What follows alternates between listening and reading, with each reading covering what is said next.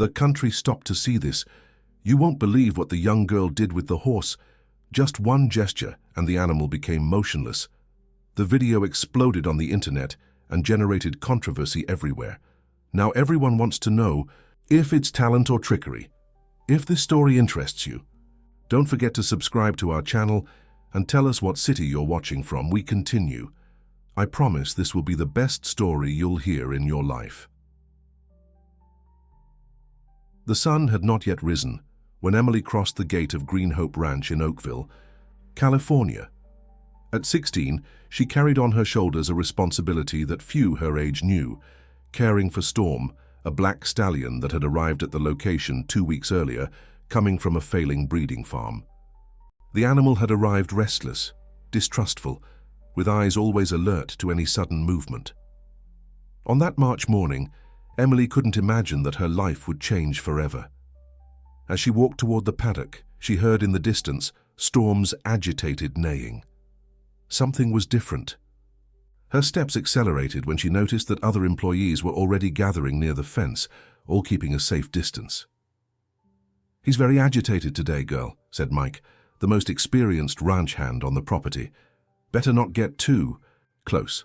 Since Mr. Robert left to get the veterinarian, the beast won't stay still." Emily observed Storm through the wooden boards. The stallion was walking from one side to the other, shaking his head with labored breathing. His muscles were tense, as if ready to jump at any moment. It was as if an inner storm completely dominated the animal. "He's not angry," Emily murmured, more to herself than to others. "He's afraid." Without warning anyone, the young girl opened the paddock gate. The protest shouts of the employees echoed behind her, but Emily had already taken her first steps toward the center of the arena. Storm stopped immediately, fixing his dark eyes on hers. For a moment that seemed eternal. Girl and horse stared at each other in silence. Emily took a deep breath and began to walk slowly, unhurried, without sudden movements. Each step was calculated, each breath controlled. She had grown up among horses, understood their body language better than that of many humans. She knew that Storm didn't need force or intimidation, but something much rarer: trust. When she was just a few meters from the animal, Emily slowly extended her hand. Storm backed up a little, but his eyes never stopped staring at her. It was as if he was trying to decipher her intentions. Emily continued approaching, whispering soft words that mixed with the morning breeze. "It's okay, boy," she said in a low voice. "Nobody's going to hurt you here. I know you've been through a lot, but now you're safe." The decisive moment came when Emily finally managed to touch Storm's chest. Her hand positioned exactly over the animal's heart, and something magical happened. The stallion, who seconds before seemed untamable, began to relax his muscles. His breathing became more regular, and the panic in his eyes gave way to cautious curiosity. Emily closed her eyes and focused on the horse's heartbeat under her palm. It was as if she were tuning her own frequency with his, creating an invisible bridge between two creatures who, until that moment, were strangers to each other. Time seemed to have stopped, and the world around disappeared.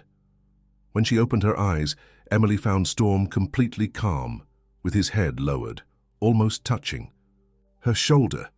The silence that dominated the paddock was broken only by the sighs of relief from the employees who watched the scene from outside. "My God," whispered Mrs. Betty, the ranch cook. "How did she manage to do that?" Mike shook his head, incredulous. "In 40 years working with horses, I've never seen anything like it." Emily remained a few more minutes with Storm, stroking his neck, whispering words of comfort. When she finally moved away, the stallion followed her a few steps, as if asking her not to leave. It was the beginning of a connection that transcended everything Emily had experienced before. Later, when Robert, the ranch owner, returned with the veterinarian, he found a completely different scene than he expected. Storm was calmly grazing in the paddock, and Emily was sitting on the fence watching him with a serene smile on her face. "Doctor, I don't think we'll need sedatives anymore," said Robert, still trying to process what had happened. The veterinarian, Dr. Johnson, was an experienced man who had witnessed many unusual situations, but admitted he had never seen such a rapid transformation in an animal's behavior. "Emily, what exactly did you do?" he asked, genuinely curious. The young girl hesitated before answering. How to explain something that she herself didn't completely understand? "I just listened to what he was trying to tell me," she answered, searching for the right words. "Every animal has its own language. You need patience to understand it."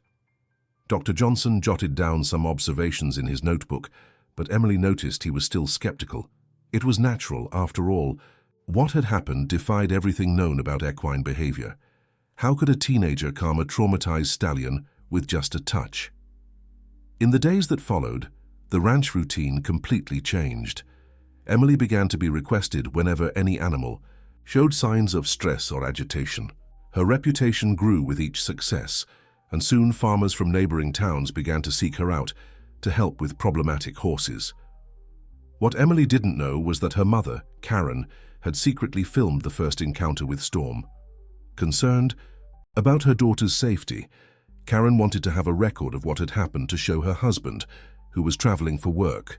The 3-minute video recorded through the paddock fence perfectly captured the moment when Emily touched Storm's chest and the animal instantly calmed down.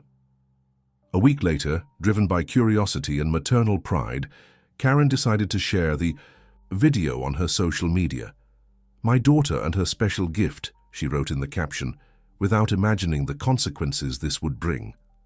The video began to be shared timidly among family friends, then among groups of horse lovers, and quickly gained a dimension that no one could have predicted. Within days, thousands of people had watched the images of Emily calming Storm. Comments ranged from admiration to skepticism and requests for more information about the technique used.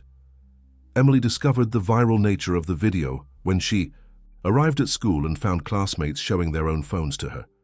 "Emily, have you seen how many people are talking about you on the internet?"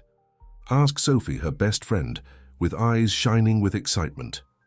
At first, Emily felt a mixture of pride and embarrassment.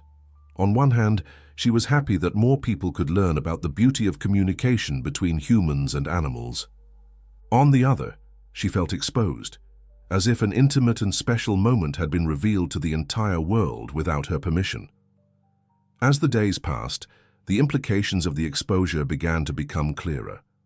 Journalists from publications specializing in agriculture contacted her, requesting interviews. Veterinarians from renowned universities expressed interest in studying her method. Owners of breeding farms from different states began calling the ranch, offering considerable sums for Emily to work with their animals. The pressure increased when a professor of veterinary medicine from the University of California questioned the validity of the method publicly in a radio interview. "We need to be very careful with this type of approach," he declared. "Without adequate scientific protocols and professional supervision, we may be putting both the animal and the person at risk." Emily listened to the interview in silence, feeling a weight in her stomach that she hadn't experienced before. For the first time, she began to question if she really knew what she was doing. What if there was something wrong with her approach? What if, without realizing it, she was causing some harm to the animals she believed she was helping? That night, lying in her bed, Emily looked at the ceiling while trying to organize her thoughts. Outside, she could hear the soft sound of horses in the pasture, including Storm, who now grazed peacefully alongside the other animals on the ranch. There was something deeply comforting in that sound, as if it were a confirmation that she was on the right path. But the doubts persisted, planted by the words of the specialist and nourished by the growing attention she received. Emily knew that, whether she wanted it or not, her life had changed forever on that March morning. The video continued to be shared, requests kept coming in, and she found herself at the center of a much larger discussion than she ever imagined being part of. 3 weeks after the video went viral, Emily found herself facing a dilemma she never imagined confronting.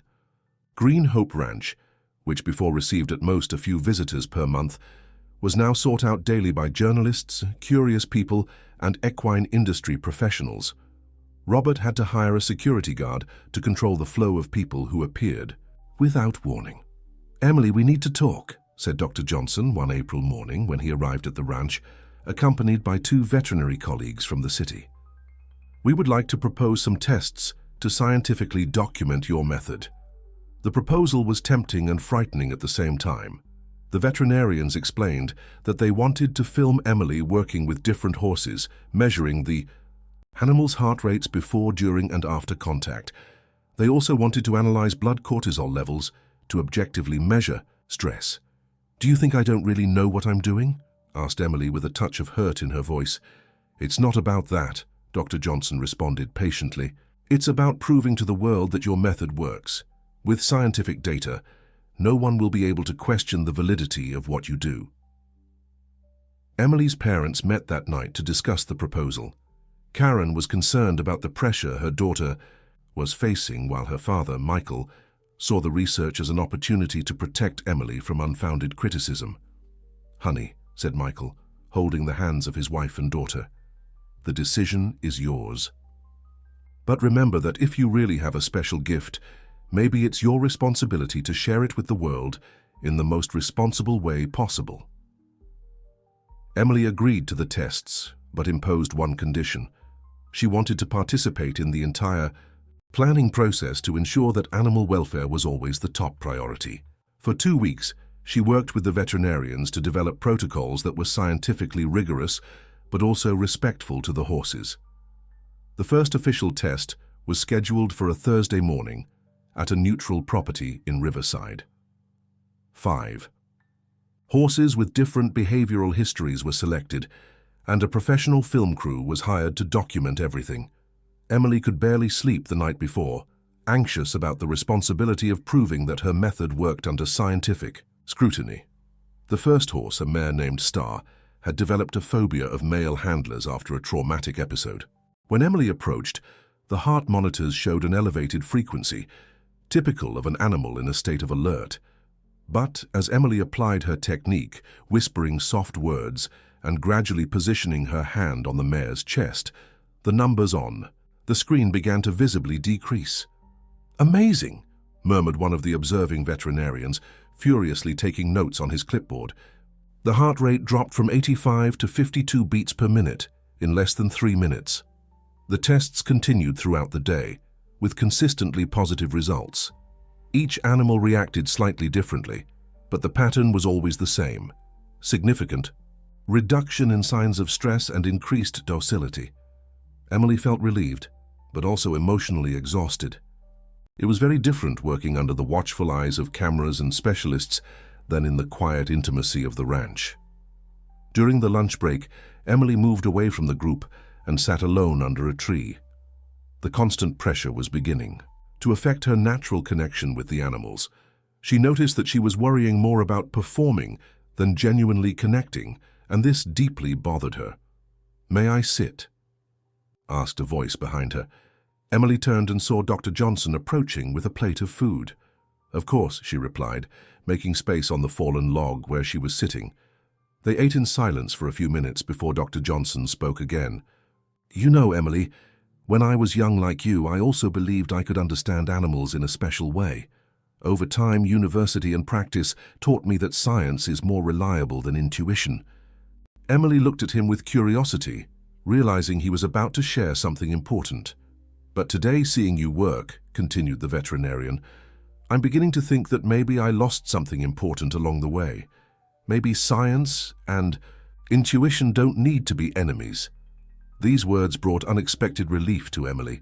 For the first time in weeks, she felt understood by an adult other than her parents. The afternoon tests proceeded even more naturally. Emily managed to relax and genuinely reconnect with the animals, and the results were even more impressive. The last horse, a stallion that had developed aggressive behavior after an injury, was completely transformed under her touch, to the point of voluntarily resting his head on her shoulder. When the tests ended, Emily was exhausted but satisfied. The veterinarians seemed impressed with the consistency of the results, and were already beginning to discuss the possibility of publishing a scientific article about their findings. "Emily," said Dr. Johnson as they packed up the equipment, "we would like to propose something bigger. How about creating a broader research program? We could study your method with different species in different environments." The proposal was exciting, but Emily asked for time to think. During the trip back home, she contemplated the landscape, passing by the car window, reflecting on how her life had changed so rapidly. Arriving at the ranch, Emily went directly to see Storm. The stallion greeted her with a soft neigh, as he always did. She ran her hand along his neck, feeling the familiar texture of his black coat. There, away from the cameras and specialists, Emily could simply be herself. "What do you think, boy?" she whispered to the horse. "Should we accept all this?" As if understanding the question, Storm gently rested his head on her shoulder, exactly as he had done on the first day they met. In that moment, Emily knew she had her answer. The following week, the preliminary results of the tests were published in a veterinary scientific journal, causing an even greater wave of interest. Emily received invitations to give lectures at universities, participate in television programs, and even write a book about her experience. But it was an unexpected call that really changed the course of events. Edward Nelson, an agribusiness entrepreneur who was also passionate about environmental conservation, had watched Emily's videos and was fascinated by the possibilities of her method. "Emily," Edward said during the video conference, "I would like to propose a partnership. What if we could apply your technique, not just with domestic horses, but with wild animals in the rehabilitation process?" The idea was revolutionary. Edward explained that his foundation worked with the rehabilitation of wild animals rescued from illegal captivity, and many of these animals arrived deeply traumatized. If Emily's method worked with stressed horses, perhaps it could also help with cougars, wolves, and other wild animals. "It would be a world-pioneering effort," continued Edward. "We could create an institute dedicated to research and application of interspecies communication techniques. You would be the scientific director, working with a multidisciplinary team of veterinarians, ethologists, and animal psychologists." The proposal was tempting, but also frightening. Emily would have to leave school to dedicate herself fully to the project, moving to a reserve in Montana, where the institute would be established. It was a unique opportunity, but also a commitment that would completely change her teenage life. That night, Emily talked at length with her parents about the proposal. Michael was concerned about his daughter's academic future, while Karen feared that she was growing up too fast. "Mum," said Emily, holding her mother's hands, "I feel that this is bigger than me. It's not just about nervous horses. If I really can help animals that have suffered, wouldn't it be selfish of me to refuse?" The final decision came after a long night of reflection. Emily accepted Edward's proposal, but with the condition that she could continue her studies through distance learning and that she would visit her family at least once a month. As she prepared to leave Green Hope Ranch, Emily spent her last days saying goodbye to each horse she had known. Storm seemed to understand that something was changing, following her everywhere with a questioning look. On the last day, Emily got up before dawn to have a final moment with her first partner. Storm was waiting for her in the paddock, as if he knew it was a special farewell. She placed her hand on his chest one last time, feeling the strong and regular heartbeat that had become so familiar. "You taught me that I can make a difference," she whispered to him. "Now it's time to take that lesson to others who need it." When the sun rose over the fields of Oakville, Emily knew she was ready for the next chapter of her journey, carrying with her not just a special gift, but also the responsibility to use it to do good in the world. The Hope Valley Wildlife Reserve, located in the mountains of Montana, stretched across thousands of acres of preserved forest. It was in this stunning setting that Emily set foot for the first time in September, 3 months after accepting Edward's proposal. What awaited her was much more complex and challenging than she had imagined. The Institute for Interspecies. Communication was still under construction when Emily arrived. Only the main laboratory and some accommodations were ready, but Edward had gathered an impressive team of professionals. Dr. Leah Morris, an ethologist trained at Cambridge, would be the scientific coordinator. Dr. Paul Henry, a veterinarian specializing in wildlife, would handle the medical aspects.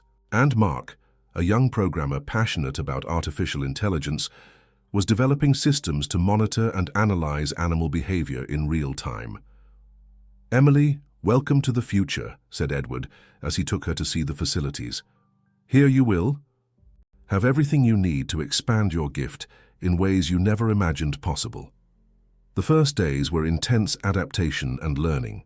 Emily discovered that working with wild animals required much more rigorous safety protocols than she was accustomed to.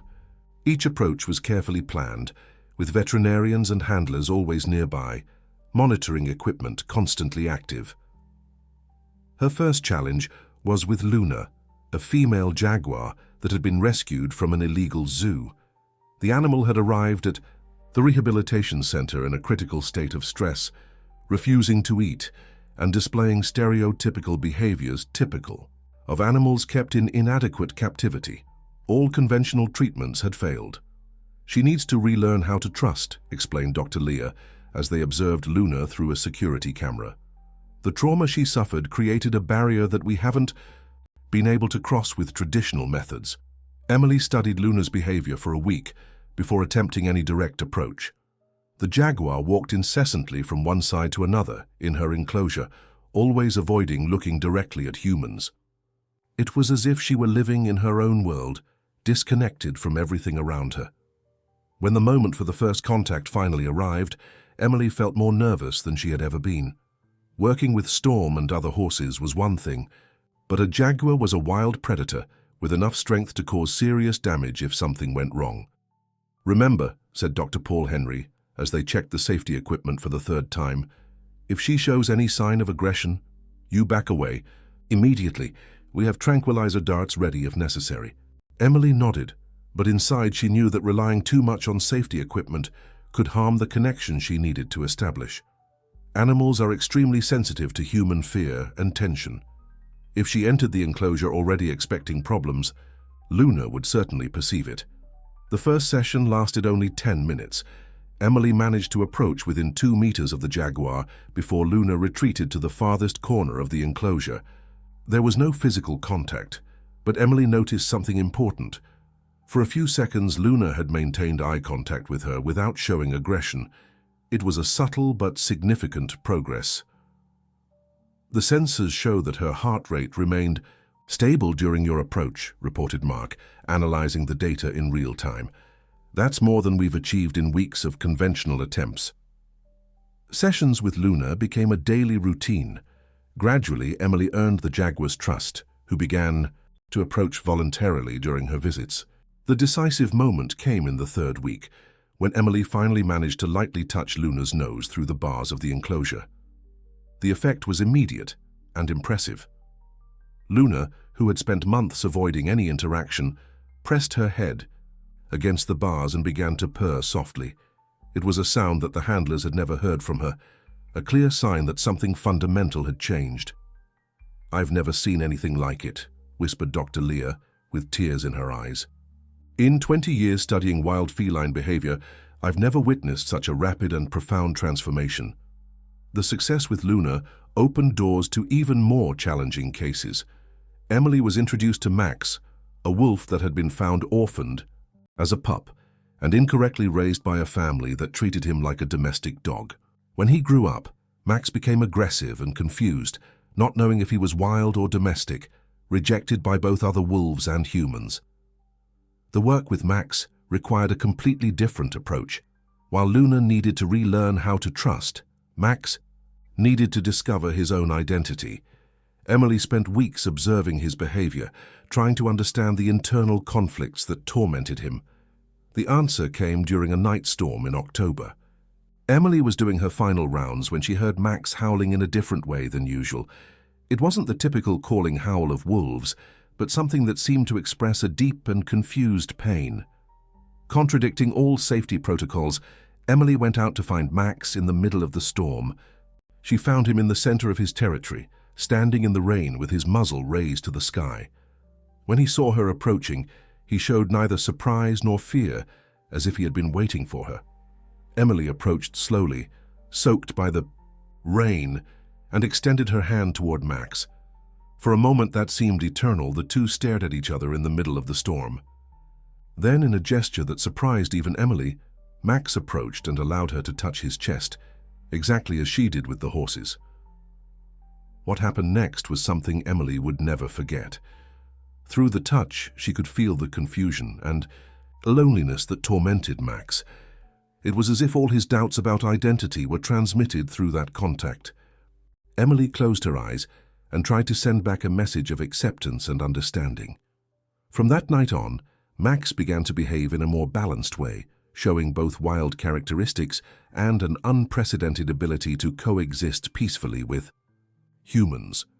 He had found a unique identity which didn't fit perfectly into any traditional category but worked for him.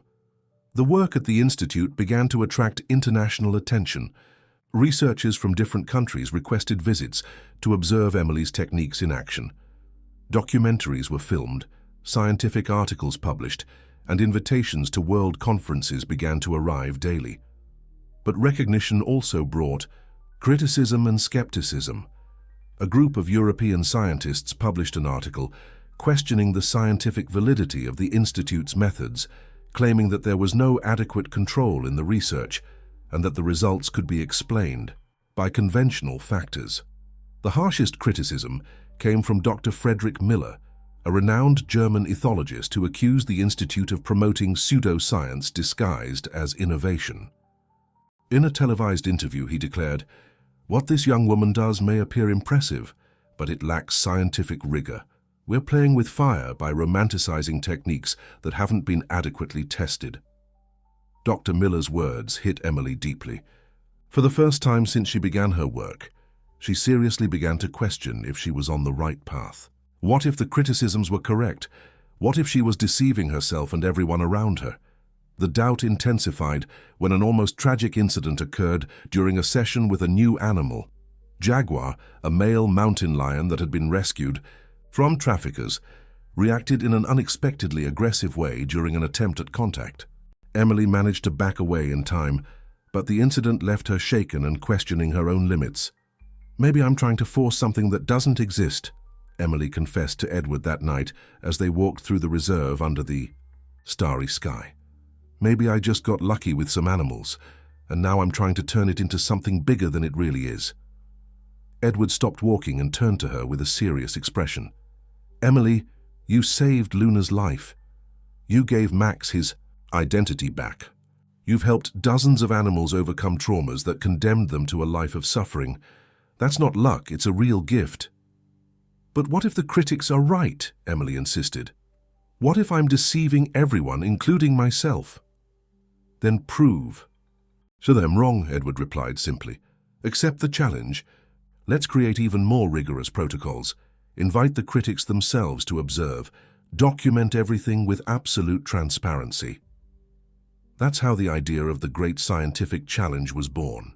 Edward proposed inviting Dr. Miller and other skeptics to spend a month at the Institute, directly observing and participating in the research. It would be a unique opportunity to put Emily's work under the most rigorous scrutiny possible. Emily hesitated initially, fearing that the presence of skeptical observers might interfere with her ability to connect with the animals. But she also realized that the time had come to definitively prove the value of her work, not just to the critics but to herself. "I accept the challenge," Emily declared in an international video conference. "We invite all skeptics to come verify our work in person. Science is strengthened through questioning, not blind acceptance." As preparations for the great challenge began, Emily dedicated herself to perfecting her techniques even further, studying every detail of her methods to be able to explain them scientifically. She knew that the next few months would determine not only the future of her work, but also her place in the history of animal behavioral science. January brought with it an atmosphere of expectation and tension to Hope Valley Reserve. Dr. Friedrich Miller arrived accompanied by a team of 6 international researchers, all skeptical of Emily's methods. They brought state-of-the-art equipment for physiological and behavioral monitoring, determined to unmask what they considered a well-elaborated farce. "Miss Emily," said Dr. Miller during the first meeting, his posture formal and distant, "we hope you understand that our presence here is not personal. It's purely scientific. We need to verify if your methods can be replicated under controlled conditions." Emily greeted him respectfully, but immediately noticed the barely disguised hostility in his eyes. It was clear that he had come not to observe with an open mind, but to confirm his suspicions that the Institute's work was pseudoscience. The first test was with Aurora, an MU that had developed aggressive behavior after being kept in inadequate confinement for years. Emily knew this would be a particularly challenging case, as emus are naturally distrustful, and Aurora had shown resistance to all previous treatments. "Interesting choice," commented Dr. Miller, adjusting the monitoring. "Sensors. Birds have brain structures very different from mammals. If your method really works through some kind of empathic communication, it should be equally effective, shouldn't it?" Emily nodded, feeling the weight of the challenge. She slowly approached Aurora's enclosure, observing the bird's body language. The emu kept her neck erect and feathers ruffled, clear signs of stress and readiness to attack. During the first 15 minutes, Emily just remained near the enclosure, breathing calmly and observing Aurora. The scientific observers began to show signs of impatience, whispering among themselves that nothing was happening. "Dr. Emily," interrupted one of Dr. Miller's assistants, "when exactly do you plan to begin your special technique?" "I've already begun," Emily responded, softly without taking her eyes off Aurora. "The first step is always establishing trust through calm and respectful presence." Gradually, Aurora began to relax her feathers and slightly lower her neck. Emily took advantage of the moment to carefully enter the enclosure, keeping her movements slow and predictable. The emu backed up a few steps, but didn't show immediate aggression. The crucial moment came when Emily slowly extended her hand toward Aurora. The emu hesitated, tilted her head to the side as if studying Emily, and then cautiously approached. When Emily finally managed to touch the bird's chest, the monitors recorded a dramatic drop in stress indicators. "Impossible," murmured one of the observers, checking the data twice. But what really impressed the skeptics was what happened next. Aurora, who had attacked all handlers in recent weeks, allowed Emily to approach completely, to the point of gently resting her head on Emily's arm. Dr. Miller remained silent, observing the data that completely contradicted his expectations. The numbers didn't lie. 60% reduction in cortisol levels, normalization of heart rate, and trust behaviors never before recorded with that animal. The next test was even more challenging. Titan, a male wild boar that had been rescued from hunters, was known for his extreme aggressiveness. No handler could approach him without complete protective equipment, and even feeding had to be done through automated systems. "This will be the definitive test," declared Dr. Miller, observing Titan through the security cameras. "Boars are notoriously territorial and aggressive. If you can calm him down, we'll admit there's something extraordinary about your methods." Emily spent 3 days just observing Titan, studying his behavioral patterns and trying to understand the roots of his aggressiveness. She realized that the boar wasn't naturally violent, but was reacting to a deep trauma caused by the mistreatment he had suffered. On the 4th day, Emily decided to try the approach. All safety protocols were activated, with veterinarians and containment equipment in position. Dr. Miller and his team monitored every movement through multiple cameras. When Emily entered Titan's enclosure, the boar immediately assumed a defensive posture, growling low and preparing to attack. Emily stopped immediately, respecting the animal's space, and began to speak in a low and calm voice. "I know you're afraid," said Emily, remaining completely still. "I know people hurt you before, but I won't do that. I just want to help." For almost an hour, Emily remained in the same position, continuously talking to Titan. Gradually, the boar began to relax, lowering his head and stopping growling. When Emily finally moved a step in his direction, Titan didn't back away. The moment of physical contact was exciting, even for the most skeptical observers. When Emily managed to touch Titan's snout, the boar closed his eyes and emitted a soft sound that none of the handlers had ever heard from him. "My God," whispered Dr. Leah with tears in her eyes. He's purring." The sensor data confirmed a complete transformation in Titan's physiological state. In a matter of minutes, all stress indicators dropped to normal levels, while hormones associated with well-being increased significantly. Dr. Miller remained silent for a long time, observing the data and reanalyzing everything he had witnessed. Finally, he turned to Emily with an expression that mixed admiration and perplexity. "Miss Emily," he said with a hesitant voice, "I must admit that what I witnessed today defies everything I believed about interspecies communication. Your methods produce measurable and consistent results that cannot be explained by conventional techniques." In the weeks that followed, Dr. Miller and his team worked intensively to document and analyze Emily's work. They discovered that her methods involved much more than a simple touch. Emily had intuitively developed a complex combination of body language, respiratory control, vocal modulation, and precise timing that created a measurable calming effect on animals. "What you do," explained Dr. Miller during one of the analysis sessions, "is a highly sophisticated form of nonverbal communication that reaches the animal's nervous system in a direct and effective way. It's as if you were speaking directly to the most primitive part of their brain, the one that governs responses of fear and trust." More importantly, the tests confirmed that Emily's methods could be taught to other people. Dr. Leah, Dr. Paul Henry, and even some of Dr. Miller's assistants managed to partially replicate her results after intensive training. "This is revolutionary," declared Dr. Miller during a press conference convened to share the results. "Hope Valley Institute isn't just healing traumatized animals. It's pioneering a new science of interspecies communication that can transform our relationship with the animal kingdom." The scientific validation opened unimaginable doors for Emily and the Institute. Universities around the world began to offer research partnerships. Governments sought out the Institute to help with conservation programs. Zoos and nature reserves requested training for their teams.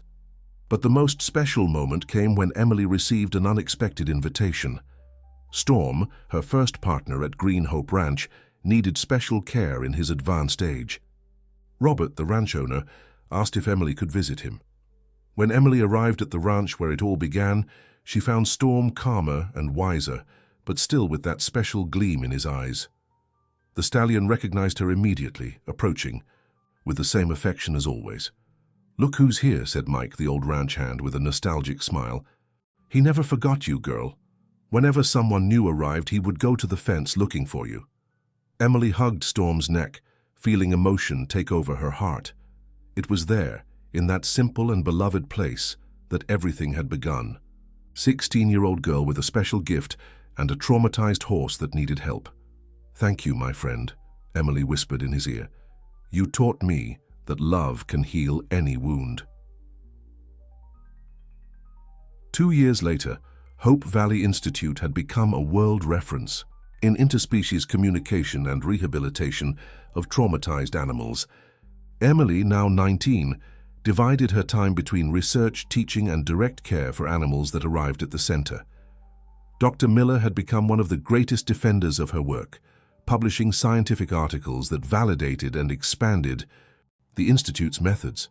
Together, they developed protocols that allowed other professionals to replicate Emily's results with different animal species. "You know," said Emily during an international lecture, "when I was a child, people said, I had a special gift for talking with animals. Today we know it's not magic, it's science. It's the conscious application of principles of nonverbal communication, empathy, and mutual respect." The audience gave her a standing ovation, but Emily knew that the real success wasn't in public recognition. It was in each animal that had recovered the ability to trust, in each life that had been transformed through compassion and science working together. At the end of her lecture, Emily made an announcement that surprised everyone. The Institute was launching a global online training program, allowing people from around the world to learn the fundamentals of interspecies communication. "Our goal," declared Emily, "is not to create more animal whisperers, but to democratize the knowledge that allows anyone to develop a more harmonious and respectful relationship with animals. Each person who learns these techniques becomes a multiplier of animal welfare."